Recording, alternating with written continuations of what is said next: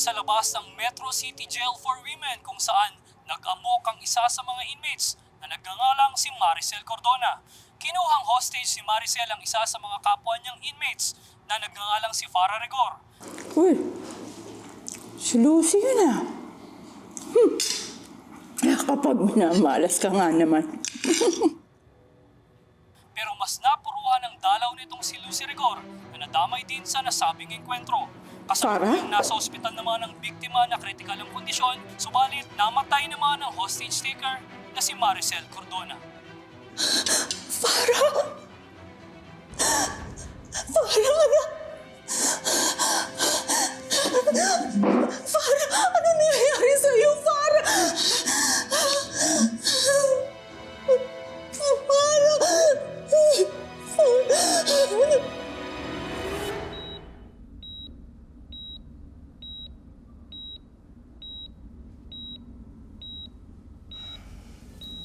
Lucy.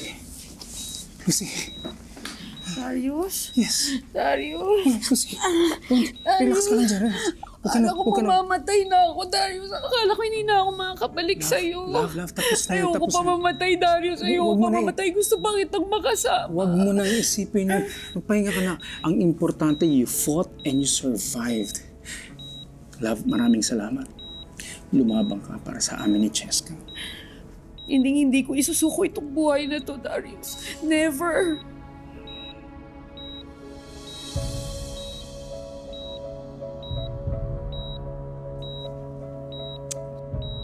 So, idadagdag ba natin ito sa mga kaso lamang kay Farah? Ha?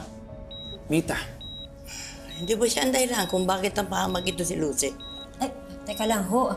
Hostage taker po ang nanakit kay Lucy. Siguro kung hindi siya pumunta ng kulungan, hindi siya magkakaganyan. So, sinisisi mo nga ng best friend mo. Real talk naman tayo sa isa't isa, bro, di ba? Ang akin lang, bakit ka naman kasi pumunta pa doon? Dapat hindi ka na nagpupunta kay Farah para hindi ka napapahamak. Ano ba kasing pinunta mo doon? Kinausap ko lang naman si Farah eh. Sinubukan ko siyang kumbinsihin na umamin na lang sa korte. And you know that's not going to work, right? Tama si Joyce. Huwag ka nang makikipagkita kay Farah. Huwag. Never. Huli na to. Hindi na talaga ako magpapakita at lalapit dun sa babae. Hindi na I promise. Talaga. Very good, very good. Hindi na talaga. Hindi na. Huh? Pahinga ka na, pahinga ka na. Pahinga, ha? Higa ka na, higa ka na. Pahinga mo na. Pahinga ka na. Ang gusto ko lang, sabihin mo sa akin kung saang ospital nila dinala si Lucy. Yun lang! Naku ma'am, pasensya na po talaga, hindi ko po alam. Hindi alam. Sinungaling! Ang sabihin mo, ayaw mo lang talagang malaman ko. Ano, binawalan ka nila? Hoy! Ano ginagawa mo rito? Gusto ko lang pong malaman kung ano nang lagay ng... Kung ano lagay niyo ni Lucy. Kasi nalaman ko po yung nangyari sa kanya. Parang awa niyo na. Sa ospital niyo po ba siya dinala? Sabihin niyo naman sa akin. Para ano? Para ibalita mo sa anak mo kung patay buhay si Lucy? Ha? Ay.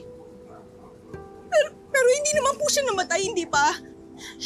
Kasi po tinatawagan ko siya pero hindi ko po siya makontak. Ay, parang awa niyo na. Saan niyo po ba siyang ospital dinala? Yun lang naman ang gusto ko. Bakit ko naman sasabihin sa location ni Lucy, ha? Kung pwede ba tigilan niyo na kami? Tigilan yung pamilya namin! Layuan niyo kami! Parang awa niyo naman.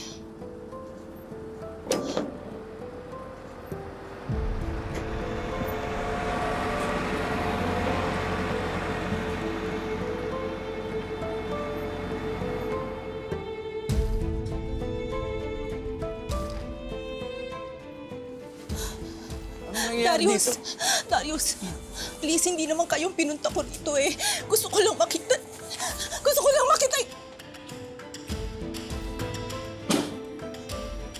Anak?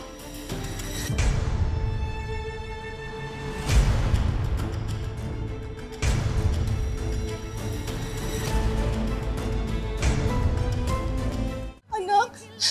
Aling Belen, layuan niyo asawa ko. Layuan niyo si Lucy. Anak? Tsaka bakit ho ang anak ang tawag mo sa kanya? Hindi ho to yung unang beses na narinig ko sa inyo yan. Baka nakakalimutan mo, pamangkin ko si Lucy. Pamangkin ko yan! Kamag-anak ko siya. Pamilya ang turing ko sa kanya. Parang anak. Really? Pamangkin mo lang si Lucy pag may kailangan ka.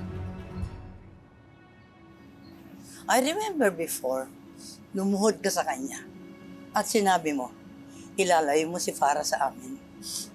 Wala na siyang sasaktan pang iba. Pero ang ginawa ng anak mo, pinatay ng anak mong apo ka! You are responsible for that. Dapat ikaw makulong ka din! Anak.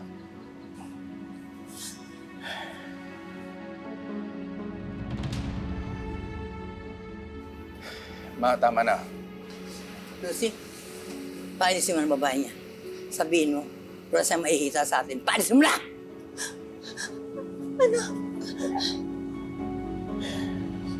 Tumigil ka na, Ate Belen.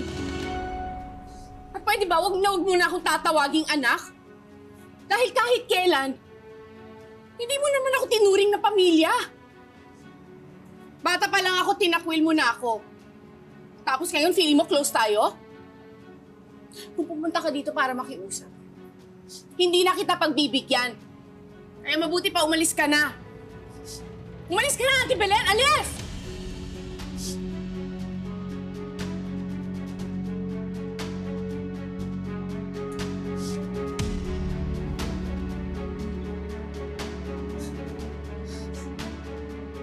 Ano ba?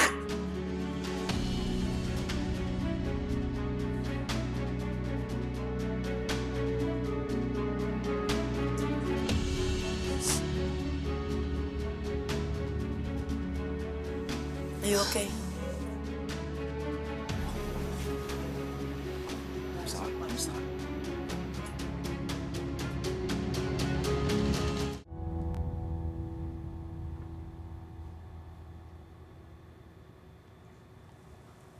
Love?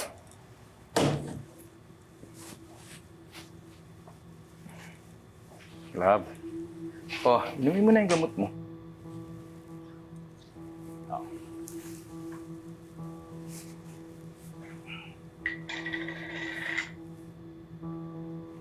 Ano, iniisip mo pa ba yung auntie mo? Dahil nagigilty ka sa ginawa mo. Paano alam? Tinuturing mo pa rin pamilya si Auntie Belen. Kahit na inaabuso ka na nila, patatawarin mo pa rin ang ginawa nila.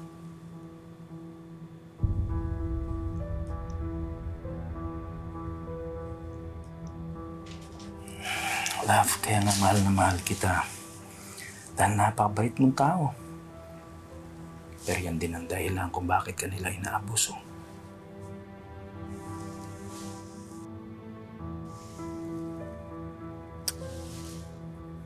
Kaya nga mahal na mahal kita.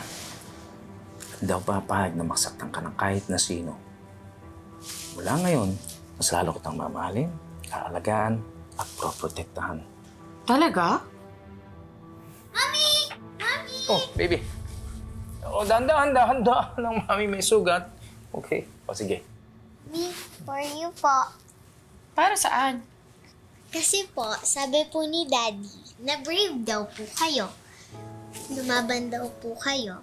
Kaya complete pa rin po yung family natin ngayon. Thank you, Mommy. I love you very, very, very much. Oo, careful. Ano, halika. May pwesto kita. Dahan ka dyan. Yan, tabihan mo si mami. Dito ka sa loob. Okay.